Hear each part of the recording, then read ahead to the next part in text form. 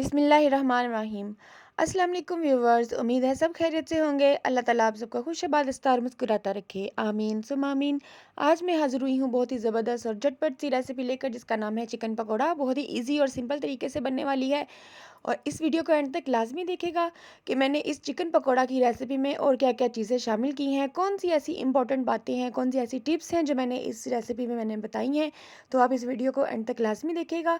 तो अगर आप हमारे चैनल पर न्यू हैं तो हमारा चैनल सब्सक्राइब कीजिए, लाइक कीजिए, शेयर कीजिए और साथ में बेल आइकन पर जो बटन होता है उस पर लाजमी क्लिक कीजिए, ताकि आपको हमारी हर आने वाली रेसिपी सबसे पहले बासानी मिल सके।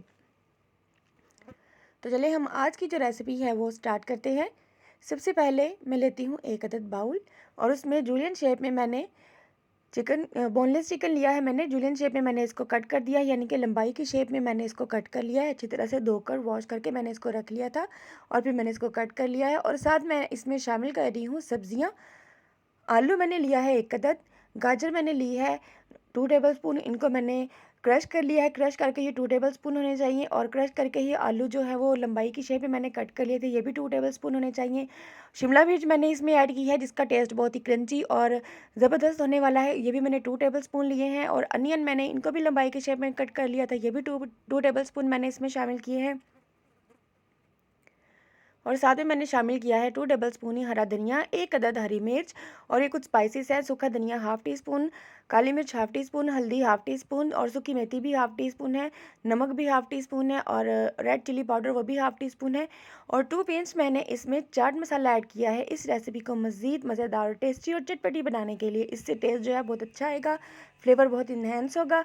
और साथ में मैंने इसमें हाफ़ टी स्पून अदरक लहसुन का पेस्ट शामिल किया है, क्योंकि हम इस रेसिपी में चिकन शामिल कर रहे हैं और चिकन के साथ अदरक लहसुन का पेस्ट जो है वो लाजमी होता है।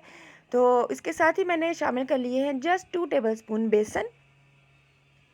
और आपने इस बात का ख्याल रखना है कि जब भी आप पकोड़े बनाने लगें, क्वांटिटी के हिसाब से जो सब्जियां या चिकन है, जो भी आप पकोड़े बना रहे हैं, सब्जियों का पालक के पकोड़े, सब्जियों के पकोड़े या चिकन के पकोड़े, तो आपने बेसन की क्वांटिटी कम रखनी है। अगर आप बेसन की क्वांटिटी ज़्यादा रखेंगे तो वो सिर्फ बेसन का टेस्ट ही आएगा, सब्ज़ी और चिकन का जो टेस्ट है वो बिल्कुल नहीं आएगा। और जब हम उन्हें फ्राई करने लगेंगे तो वो एक गोला सा बन जाएगा और टेस्ट भी अच्छा नहीं आएगा और ऊपर से पक जाएंगे और वो अंदर से पकोड़े जो होते हैं वो कच्चे रह जाएंगे। तो हमने इस मिक्सचर को आधे घंटे के लिए स्टे रखना है, ताकि जो सारा जो टेस्ट है स्पाइसेस का आपस में अच्छी तरह से रच बस जाए, आपस में अच्छी तरह से मिक्स हो जाए। और एक अदद हम लेंगे फ्राई पैन। फ्राई पैन में हमने इसमें थोड़े थोड़े से करके हाथ की मदद से कर लें या स्पून की मदद से कर लें। मैं स्पून के साथ इसको थोड़े थोड़े से पकौड़े इसमें शामिल कर रही हूँ।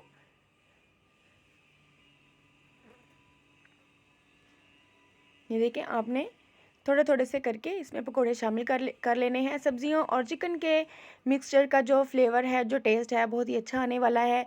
ये रेसिपी बहुत ज़बरदस्त बनी है, इनका टेस्ट भी बहुत अच्छा था। तो आप इस रेसिपी को ट्राई ज़रूर कीजिएगा और कमेंट बॉक्स में हमें अपनी राय से आगाह ज़रूर किया करें।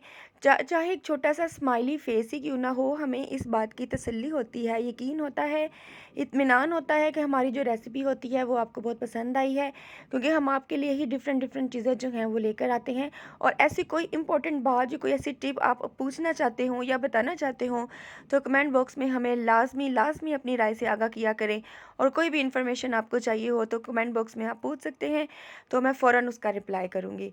तो चलें देखें, ये इस तरह से मैंने थोड़े थोड़े से करके फ्राई पैन में सारे पकौड़े शामिल कर लिए हैं। लाइट गोल्डन ब्राउन हो जाएंगे तो हम इन्हें ऑयल से ड्रेन करके अच्छी तरह से सेपरेट करके निकाल लेंगे। अभी ये गोल्डन ब्राउन हो रही है, फ्राई फ्राई अभी हो रहे हैं। तो जैसे ही फ्राई होते हैं हम इन्हें सेपरेट कर लेंगे। देखिए, पकोड़े जो हैं वो अच्छी तरह से लाइट सा गोल्डन ब्राउन, इतना खूबसूरत सा कलर जो है वो पकोड़ों का आ चुका है। और हम इन्हें ऑयल से अच्छी तरह से ड्रेन करके अलग प्लेट में रखने लगे हैं। ऑयल आपने अच्छी तरह से निकाल लेना है।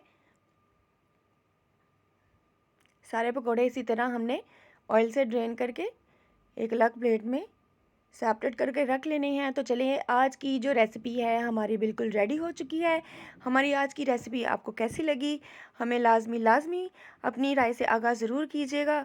और साथ में मैं इस दुआ के साथ अल्लाह हाफिज़ कहना चाहूँगी आखिर में, कि अल्लाह ताला आप सबको खुश व खुरम रखे, अपने घरों में आबाद रखे, हम सब की परेशानियां ख़त्म करे, हम सब की हालों पर रहम फरमाए। इस रमज़ान के सदके अल्लाह ताला हम सब की परेशानियां, मुसीबतें, दुख दर्द सब कुछ ख़त्म कर दे और अल्लाह ताला इस मुल्क पाकिस्तान पर अपना करम फरमाए, ख़ास रहम फरमाए। तो आखिर में मैं इजाज़त चाहूँगी, दुआओं में याद रखिएगा। अल्लाह हाफ़िज़।